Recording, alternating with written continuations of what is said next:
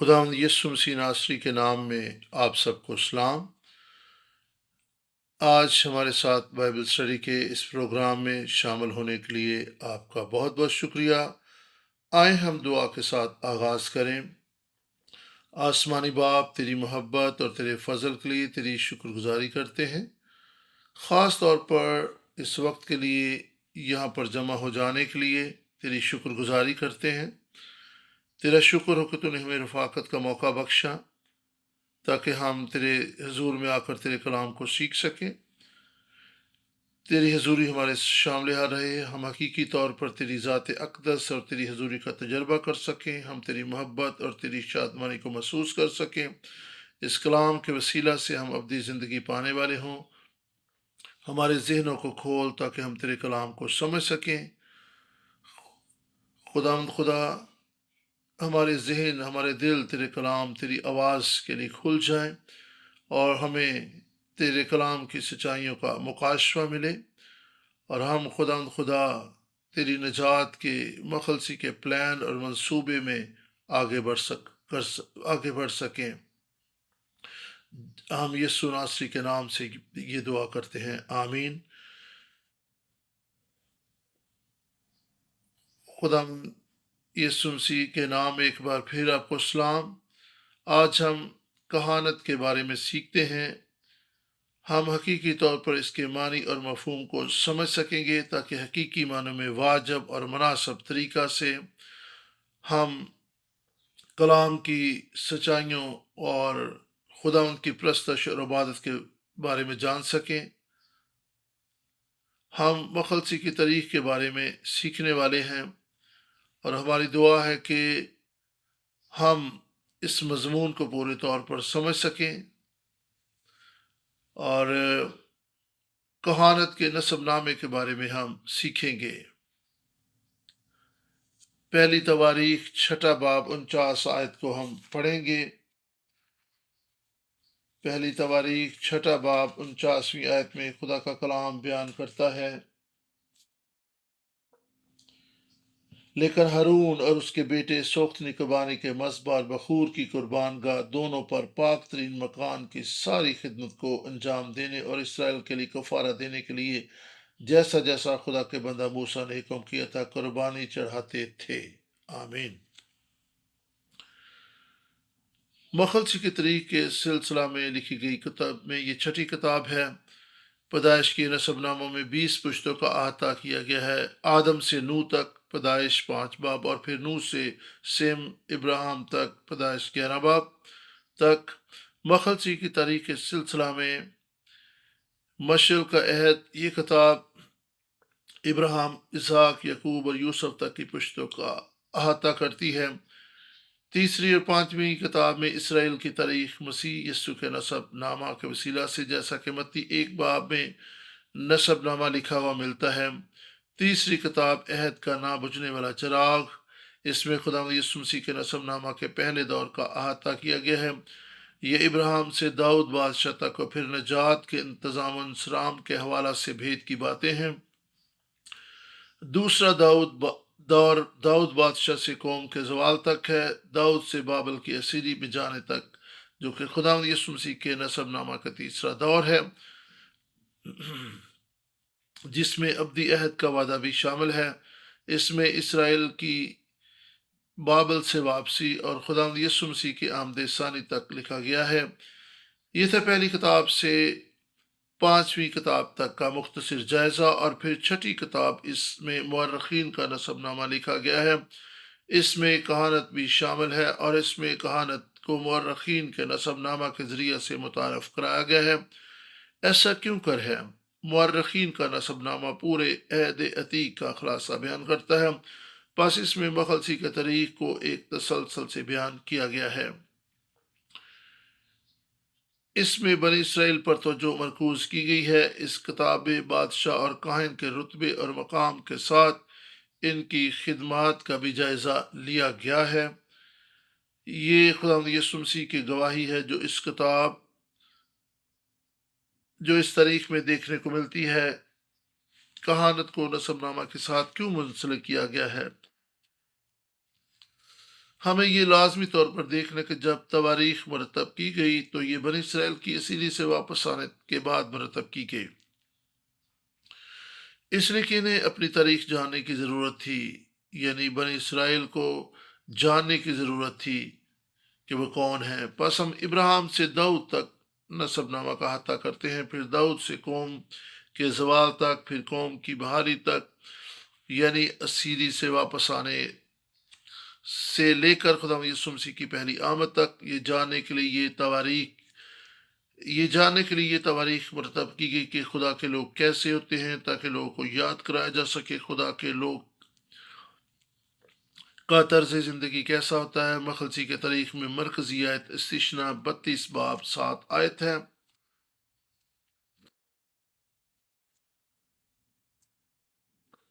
سو ہم استثنا کے حوالہ کو دیکھیں گے، اس میں 32 باب کی 7 آیت جو ہے یہ مخلصی کی تاریخ میں ایک مرکزی آیت ہے۔ سو ہم نے یہ دیکھا کہ مختلف ادوار میں کن شخصیات کا احاطہ کیا گیا ہے۔ سو اس میں ابدی عہد کا وعدہ ان ادوار میں مختلف شخصیات کے وسیلہ سے دیکھنے کو ملتا ہے۔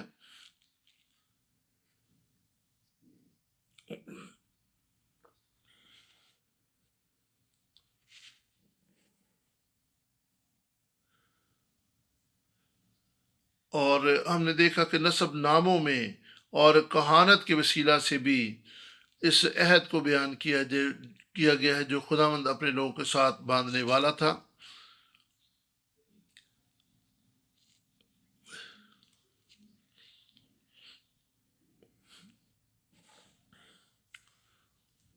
سو ہم دیکھیں گے کہ بادشاہ اور کاہن کا جو عہدہ اور مقام تھا، اس میں کس طریقے سے ہمیں مخلصی کا پلان اور خدا کا عہد دیکھنے کو ملتا ہے۔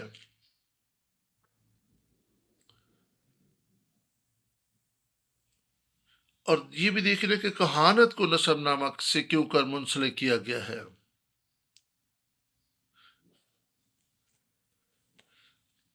اور یہ بھی یاد رہے کہ جس طرح پہلے بھی بیان کیا گیا ہے کہ تواریخ یا ہسٹری جو ہے یہ بنی اسرائیل کے اسیری سے یعنی بابل سے واپس آنے کے بعد مرتب کی گئی۔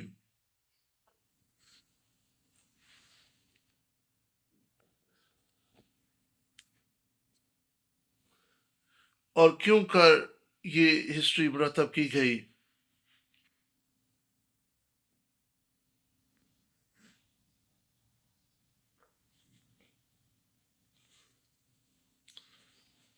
سو آئیں عزیزو، آج کے موضوع میں ہم آگے بڑھتے ہیں۔ استثنا 32 باب 7ویں آیت میں ہم پڑھیں گے، قدیم ایام کو یاد کرو، نسل در نسل کے برسوں پر غور کرو، اپنے باپ سے پوچھو وہ تم کو بتائے گا، بزرگوں سے سوال کرو وہ تم سے بیان کریں گے۔ یہ آیت کیوں کر اہم ہے؟ ہمیں اس آیت کے سیاق و سباق کو سمجھنا ضروری ہے۔ ہم استثنا 31 باب کے وسیلہ سے سمجھ سکتے ہیں، خاص طور پر 14 سے 30 آیت تک یہ آیت کیوں کر لکھی گئی۔ استثنا 32 باب 7 آیت پرانے دنوں پر، گزرے دنوں پر، قدیم دنوں پر اس قدر زور کیوں دیتی ہے؟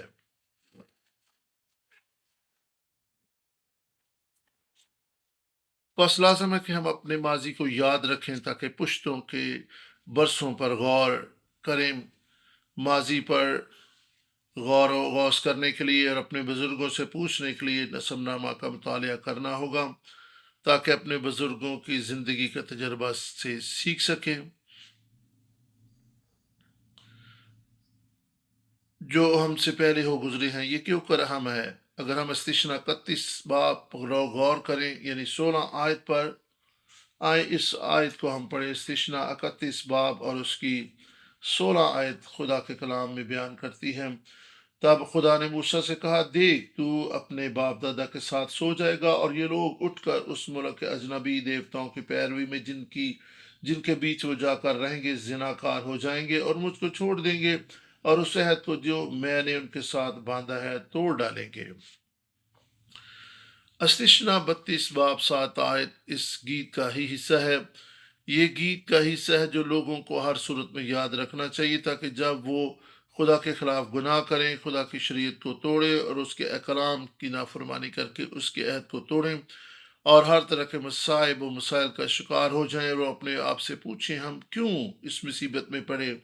خدا انہیں یہ کہے گا، انہیں یہ گیت سکھاؤ تاکہ انہیں یاد آئے، وہ میرے کاموں کو یاد کریں، اور انہیں یاد آ جائے کہ واپس کیسے لوٹنا ہے، کس طرح ہم بحال ہو سکتے ہیں۔ اور اس کا حل یہی ہے کہ وہ گزرے دنوں کو یاد کریں اور پشتوں کے برسوں پر غور کریں، یا پھر اپنے بزرگوں سے پوچھیں،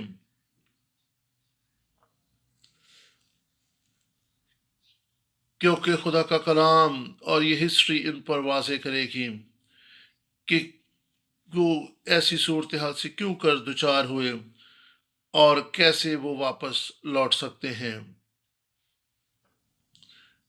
جی ہاں، ہسٹری کو جاننا ضروری ہے تاکہ ہم سیاق و سباق سے دیکھ سکیں کہ یہ صورتحال کیوں کر ہم پر واقع ہوئی ہے۔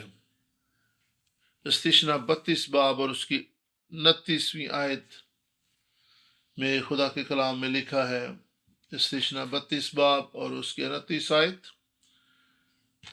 اور خدا کے کلام میں لکھا ہے، کاش وہ عقل مند ہوتے کہ اس کو سمجھتے اور اپنی عاقبت پر غور کرتے، کیونکہ ایک آدمی 1000 کا پیچھا کرتا اور 2 آدمی 10,000 کو بھگا دیتے، اگر ان کی چٹان ہی ان کو بیچ نہ دیتی اور خداوند ہی ان کو حوالہ نہ کر دیتا۔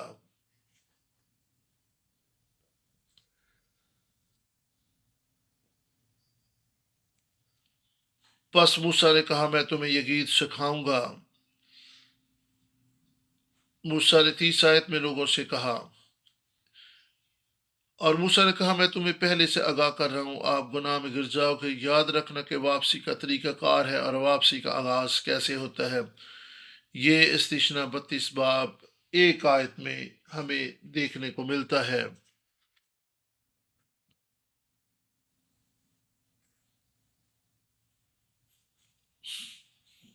کان لگاؤ آسمانوں، اور میں بولوں گا، اور زمین میرے منہ کی باتیں سنیں۔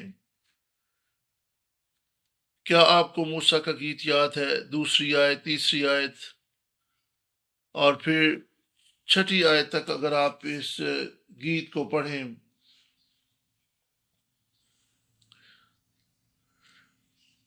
اور 6 آیت میں ہم دیکھ سکتے ہیں، کیا تم اے بیوقوف اور کم عقل لوگو اس طرح خدا ان کو بدلہ دو گے؟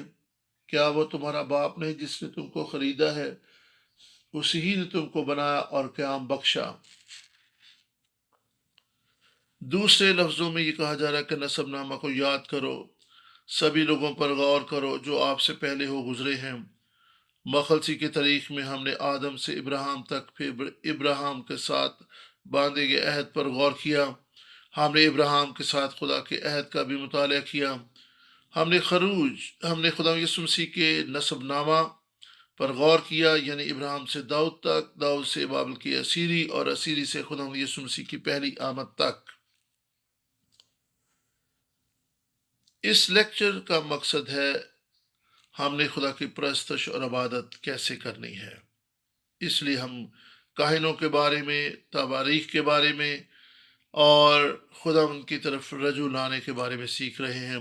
خروج 29 باب اور 44ویں آیت سے ہم پڑھیں گے۔ 40ویں آیت، خروج 29 باب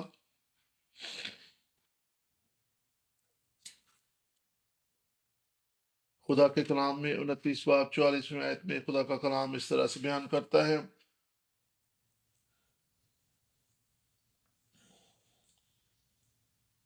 خدا کے کلام میں لکھا اور وہیں میں بنی اسرائیل سے ملاقات کروں گا اور وہ مقام میرے جلال سے مقدس ہوگا اور میں خیمہ اجتماع کو اور ان قربان گاہ کو مقدس کروں گا اور میں ہارون اور اس کے بیٹوں کو مقدس کروں گا تاکہ وہ میرے لیے کاہن کی خدمت کو انجام دیں اور میں بنی اسرائیل کے درمیان سکونت کروں گا اور ان کا خدا ہوں گا تب وہ جان لیں گے کہ میں خداوند ان کا خدا ہوں جو ان کو ملک مصر سے اس لیے نکال لایا کہ میں ان کے درمیان سکونت کروں میں ہی خداوند ان کا خدا ہوں۔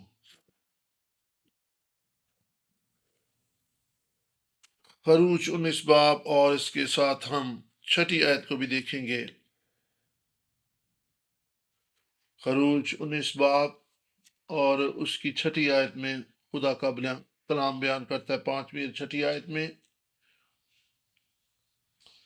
خدا کے کلام میں لکھا ہے سو اب اگر تم میری بات مانو اور میرے عہد پر چلو تو سب قوموں میں سے تم ہی میری خاص ملکیت ٹھہرو گے کیونکہ ساری زمین میری ہے اور تم میرے لیے کاہنوں کی ایک مملکت اور ایک مقدس قوم ہوگے۔ انہی باتوں کو تو بنی اسرائیل کو سنا دینا۔ آمین۔ خدا نے کہا تھا کہ موسیٰ کے جانے کے بعد اس کے ساتھ اپنے عہد کو بنی اسرائیل توڑ ڈالیں گے، لیکن خدا یہ کہہ رہا ہے کہ میرے کلام کو یاد رکھو، میرے ساتھ باندھے گئے عہد پر نظر کرو، پھر تم روئے زمین کی قوموں میں میری پہچان بن جاؤ گے۔ پس خدا کی تمام تخلیقات میں سے بنی اسرائیل اس کی اپنی ملکیت ہے۔ غور کریں کہ بنی اسرائیل کس قدر قیمتی تھے۔ خدا نے انہیں ایک مقدس قوم ہونے کے لیے بلایا تھا۔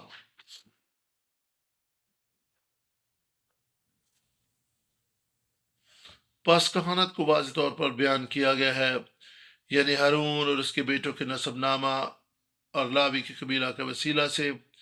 یہاں پر کہانوں کے فرائض بھی بیان کیے گئے ہیں تاکہ وہ حقیقی طور پر خدا کی پرستش اور عبادت کا اہتمام کریں۔ یہ پوری سلطنت پر لاگو ہونا تھا۔ خدا کے سبھی لوگ مقدس قوم اور کہانوں کی سلطنت ہیں۔ مقدس قوم سے کیا مراد ہے؟ آپ خاص الگ کیے اور خدا کی ملکیت ہیں۔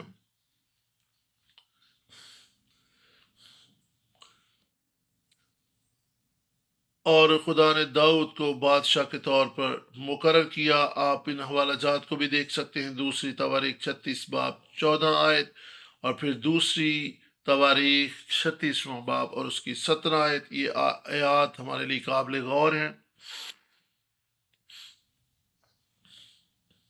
اس سے پہلے خدا نے کہا تھا کہ میرے عہد پر قائم نہ رہنے کے سبب سے وہ سزا پائیں گے۔ بس خدا کے عہد پر قائم رہنا ضروری تھا تاکہ وہ اس کی بادشاہ کے قائم اور مقدس قوم ہوں۔ لیکن کیا ہوا؟ بنی اسرائیل نے اس کی بادشاہی کا فروغ دیا اور داؤد کو بطور بادشاہ مقرر کیا گیا، لیکن اس کے بعد پے در پہ افسوسناک واقعات ہوتے چلے گئے۔ یہ نسب نامہ کا دوسرا دور ہے۔ بس پہلا دور وہ تھا جب ابراہیم کے ساتھ باندھا گیا عہد اور اسرائیل کو بطور قوم مستحکم کیا گیا۔ دوسرے دور میں ہم زوال کو دیکھتے ہیں جب سلطنت دو حصوں میں منقسم ہو گئی۔ بعض اوقات وہ اچھے کام بھی کرتے تھے لیکن عمومی طور پر وہ بد سے بدتر ہوتے چلے گئے۔ ان حوالہ جات میں جو آپ کو سکرین پر نظر آ رہے ہیں، ان میں آپ دیکھ سکتے ہیں کہ ان کا طرز زندگی کیسا تھا۔ بس وہ کیا کہہ رہے ہیں کہ کاہنوں کے مقرر کرنے والے ہیں۔ بس ہم ان لوگوں کی بات کریں جنہوں نے عبادت اور پرستش کا انتظام و انصرام کیا، خدا کی ہیکل میں قربانیاں گزرانتے تھے اور لوگوں کی رہنمائی کرتے تھے۔ اسرائیل کے نمائندگان کی حیثیت سے وہ وفادار تھے۔ انہوں نے قوم کی مکروہات کی تردید کی۔ ہمیں دنیا کی مکروہات سے الگ تھلگ کاہنوں کی سلطنت ہونا ہے اور ان چیزوں کو رد کرنا ہے جو خدا کے کلام کے متضاد ہیں۔ لیکن انہوں نے بنی اسرائیل نے خود کو الگ نہ کیا بلکہ ان میں شامل ہوئے۔ انہوں نے خدا کے گھر یعنی پرستش اور عبادت کے مقام کو ناپاک اور آلودہ کیا۔ جس جگہ پر خدا کی عبادت ہونی چاہیے تھی وہیں پر انہوں نے یہ ساری مکروہات کی۔ یہ انہیں تو خدا کی قدوسیت کو ثابت کرنا تھا لیکن ایسا کچھ نہ ہوا۔ بس بطور نتیجہ دوسری تواریخ 36 باب کی 17 آیت میں ہم دیکھ سکتے ہیں کہ انہوں نے کیا کیا۔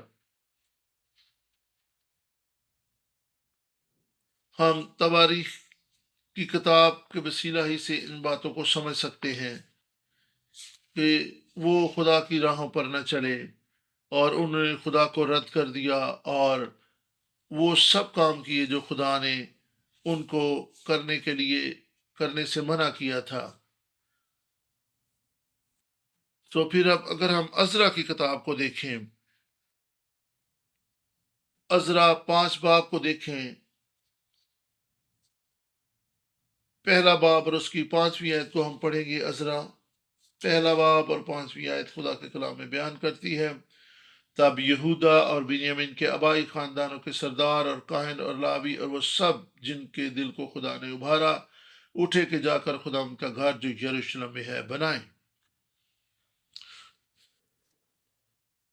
یہ تعارف ہے کس طرح لوگ واپس لوٹے۔ عزرا جو یہ سب کچھ لکھ رہا ہے وہ بیان کرتا ہے یہودا اور بنیامین کا گھرانہ۔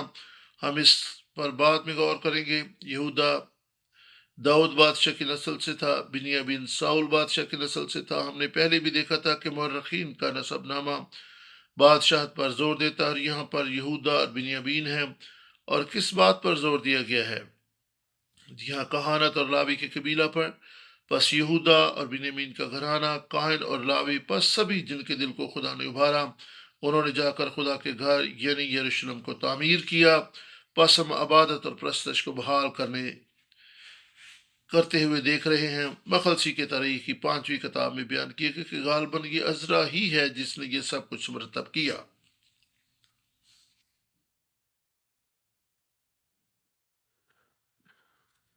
یاد رہے کہ عزرا کے پاس بنی اسرائیل کو خدا کے کلام کو سنانے کی ذمہ داری تھی۔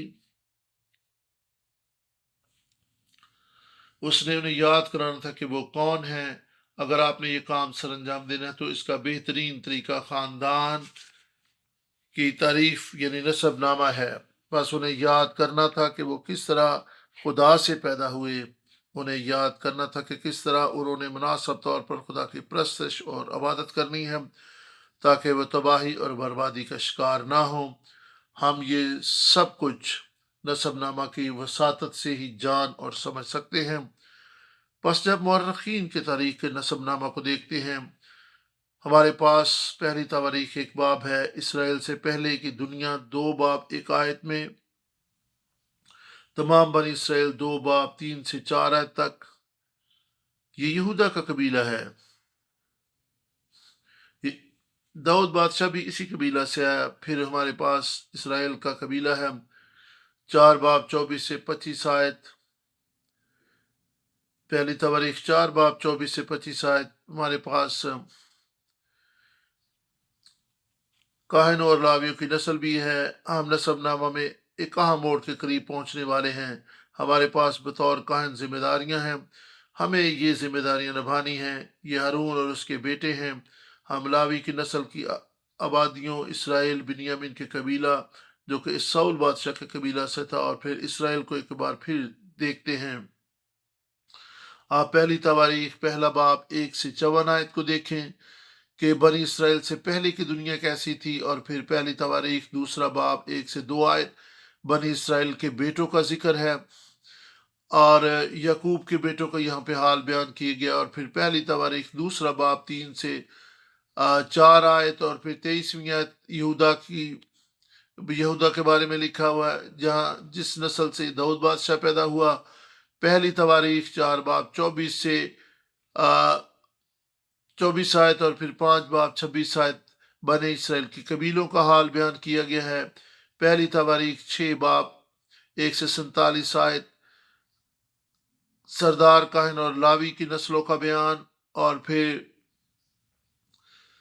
پہلی تواریخ 6 باب 48 سے 49 آیت کاہنوں کی ذمہ داریاں، اور پھر پہلی تواریخ 6 باب 50 سے 53 آیت سردار کاہن کے بارے میں معلومات، اور پھر پہلی تواریخ 6 باب 54 آیت سے 81 آیت لاوی کے قبیلہ کی نسل اور ان کی آبادیوں کا بیان، اور پھر پہلی تواریخ 7 باب 1 سے 40 آیت بنی اسرائیل کے قبیلوں کا بیان، پہلی تواریخ 7 باب 1 سے 40 آیت بنی اسرائیل کے قبیلے، اور پھر پہلی تواریخ 8 باب 1 سے 40 آیت بنیامین جن کی जिस कबीला से साउल बादशाह हुआ।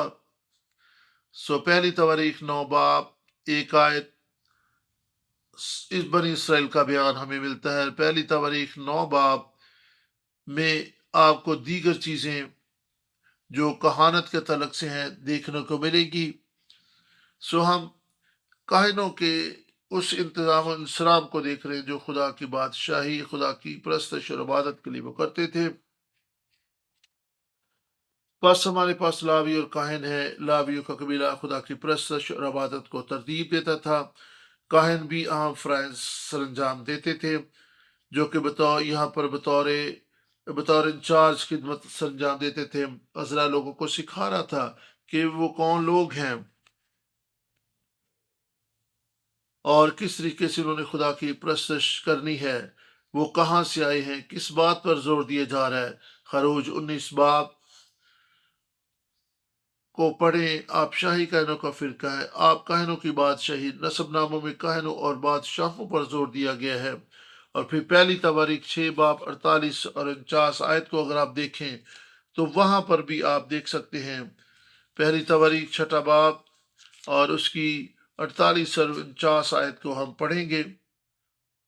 पहली तवारीख 6 बाब और उसकी 48 और 49 आयत में भी आप देख सकते हैं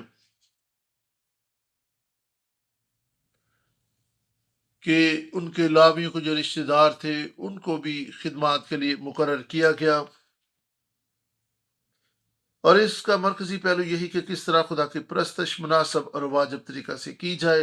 पहली तवारीख 4 बाब से 6 बाब तक 48 और 49 आयत, ये नसबनामा की मरकजी आयत है। इनके रिश्तेदार लावी खैमा इज्तिमा यानी खुदा के घर की तमाम खिदमत पर मामूर किए गए थे। हारून और उसके बेटे मजबा पर सोख्तनी कुर्बानी गुजरानते थे। मजबा पर बखूर भी यही जलाते थे। खुदा के मकदस में सभी काम बनी इसराइल के कफारा के लिए किए जाते, यानी इन सब अहकाम के मुताबिक जो खुदा ने बन मूसा की मार्फत दिए थे। नसबनामा में यही वो बात है जिस पर जोर दिया गया है। ये कहानत और खुदा के हजूर हकीकी प्रस्तश और इबादत पर जोर है, क्योंकि ये खुदा के अहद की पासदारी का एक ज़बरदस्त इजहार है। इब्रानियों 8 बाब 1 से 2 आयत अगर आप पढ़ें तो वहां पर भी आप देखेंगे कि सरदार काहिन के बारे में लिखा गया कि हमारा सरदार काहिन ऐसा सरदार काहिन है जो खुदा बाप की किबरिया की दहनी तरफ तख्त नशीन है, और वो हमारा सरदार काहिन होकर खुदा की बादशाही में, खुदा की हजूरी में मौजूद है। यहाँ पर आप देख सकते हैं कि कहानत जो है ये किस कदर आला मकाम है और कहानत की जिम्मेदारी किस कदर अहम थी।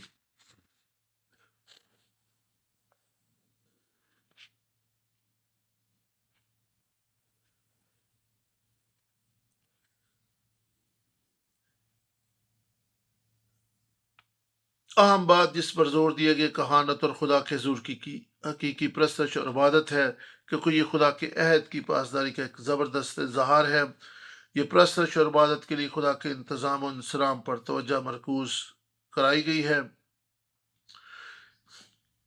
ये हकीकी खैमा जो इंसान का बनाया हुआ खैमा नहीं है उसकी तरफ इशारा है, और जिसमें सरदार अरकान खिदमत सर अंजाम देते थे। और यह है कर खुदावन और खैमा इज्तिमा खुदावन यसु मसीह की तरफ इशारा है।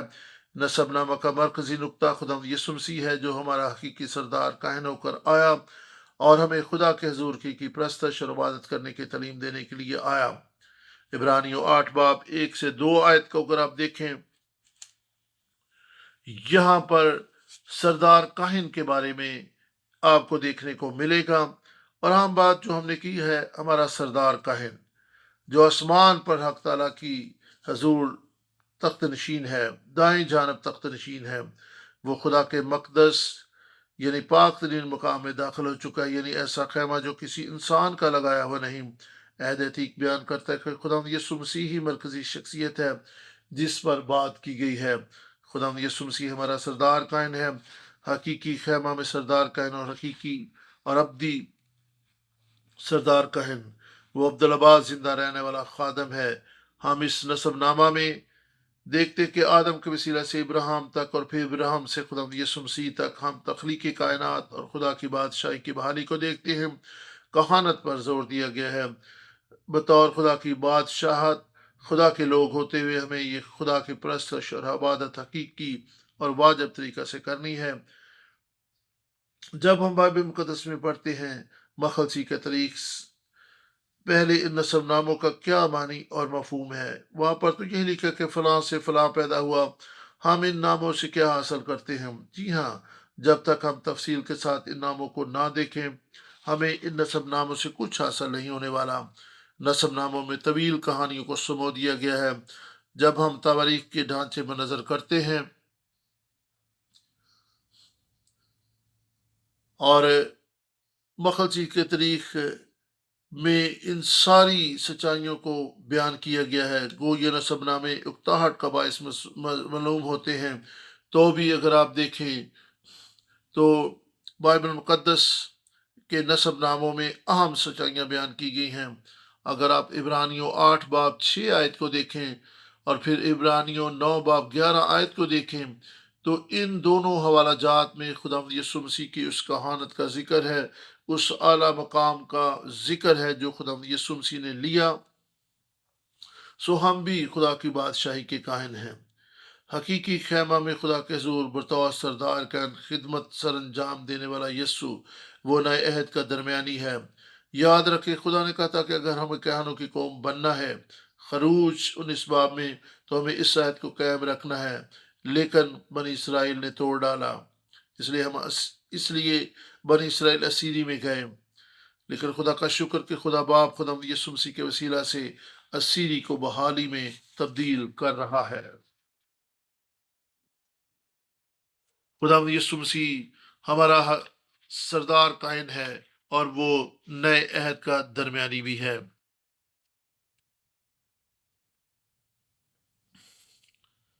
اور عبرانیوں 9 باب 11 آیت کو دیکھیں اور پھر یرمیہ 31 باب کی 31 آیت کو دیکھیں، لوکا 22 باب 20 آیت، اور خدا یسوع مسیح نے اپنا ہی خون شیر کیا۔ اگر آپ دیگر حوالہ جات کو دیکھیں، یرمیہ 31 باب کا 31 آیت، پھر لوکا 22 باب 20 آیت، اور پھر افسیوں پہلا باب 7ویں آیت، عبرانیوں 9 باب 12 آیت اور عبرانیوں 10 باب 14 آیت، یہ حوالہ جات خدا یسوع مسیح کے پاک ترین مقام میں بطور سردار کائن داخل ہونے کے بارے میں ہیں۔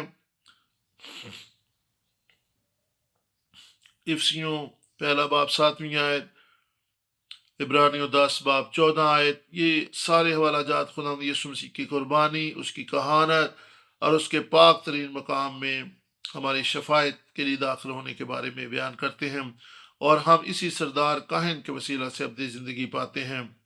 بطور مسیحی ہم ابدی زندگی کے بارے میں گفتگو کرتے ہیں، بس خدا یسوع مسیح پر ایمان لائے آپ ابدی زندگی پائیں گے۔ سو خدا یسوع مسیح نے ہم سے محبت کی، اور یوحنا 3 باب 16 آیت میں ہم خدا کی محبت کو بھی دیکھ سکتے ہیں۔ خدا نے دنیا سے ایسی محبت رکھی کہ اس نے اپنا اکلوتا بیٹا بخش دیا تاکہ جو کوئی اس پر ایمان لائے ہلاک نہ ہو بلکہ ہمیشہ کی زندگی پائے۔ یہ محبت، یہ حوالہ، یہ ہمارے ذہن و دلوں پر لکھا گیا ہے، لیکن ہم گہرے طور پر اس کے معنی اور مفہوم کو دیکھتے ہیں تو اس میں ہمیں بڑی گہری محبت، خلاصی اور پیار نظر آتا ہے۔ خدا نے تخلیق کائنات کے شروع ہی سے اب تک ہم سے محبت رکھی ہے۔ ہم اس کی محبت کی گہرائی کی اہمیت کو دیکھتے ہیں تو پھر ہم ابدی زندگی، ابدی خلاصی، ابدی معافی جیسی صداقتوں کا اقرار کرتے ہیں۔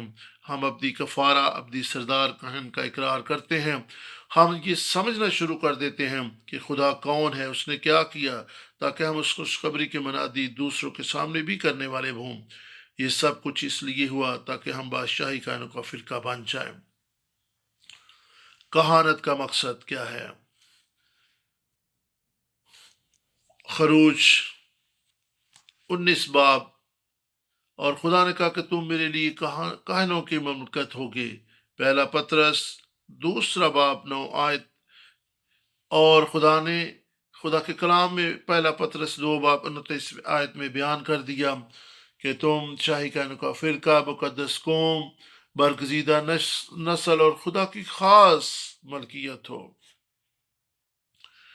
یہ کہانت ہی کے وسیلہ سے، خدا یسوع مسیح کی کہانت کے وسیلہ ہی سے ممکن ہو سکا، ورنہ کوئی ایسی صورتحال نہیں تھی کہ ہم خدا کی بادشاہی میں بطور کائن خدمت گزاری کا کام کر سکتے۔ اور یاد رہے کہ عہد کے لیے قربانی بھی دی جاتی تھی، اور قربانی کے بغیر کوئی عہد جو ہے وہ قائم نہیں ہوتا تھا۔ خدا یسوع مسیح نے ہمارے لیے قربانی دے دی ہے، اس لیے خدا نے ہمارے ساتھ ابدی زندگی کا عہد باندھا ہے، اس لیے ہم ابدی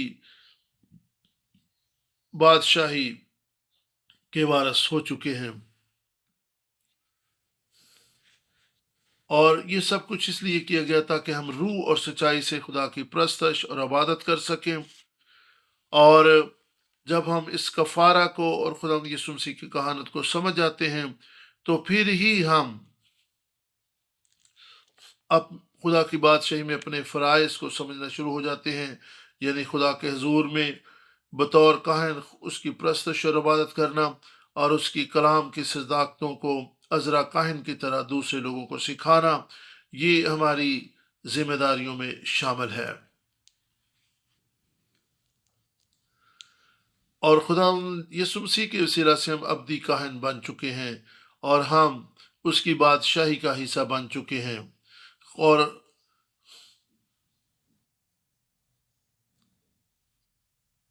یسوع مسیح نے ہمیں کاہن بنایا ہے، اور کوئی وسیلہ نہیں تھا کہ ہم خدا کی حضور میں جا سکتے۔ یسوع مسیح ہی ہمارا درمیانی ہے، وہ ہمارا سردار کاہن ہے، اور ہم بھی خدا کی بادشاہی میں کاہن بن چکے ہیں۔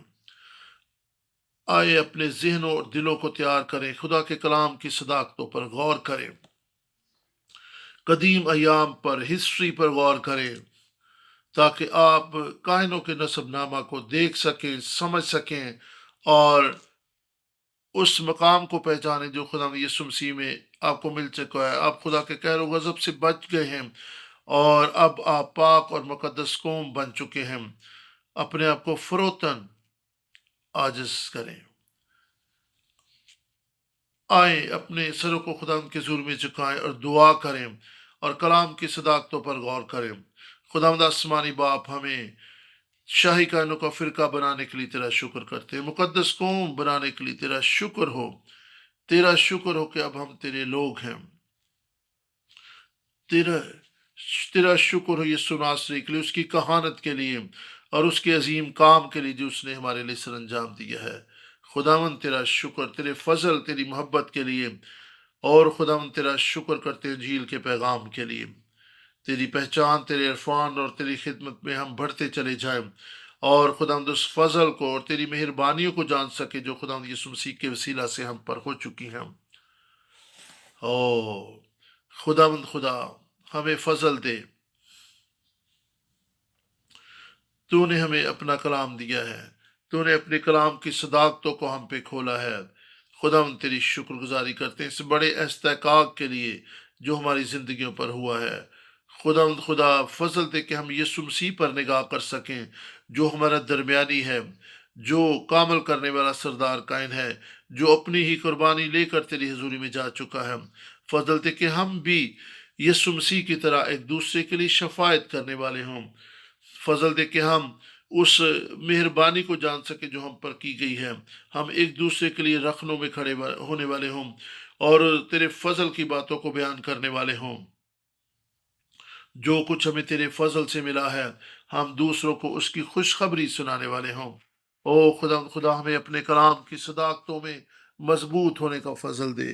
خدا خدا، ہم تیرے کلام کی صداقتوں میں، تیری پہچان اور تیرے عرفان میں بڑھتے چلے جائیں۔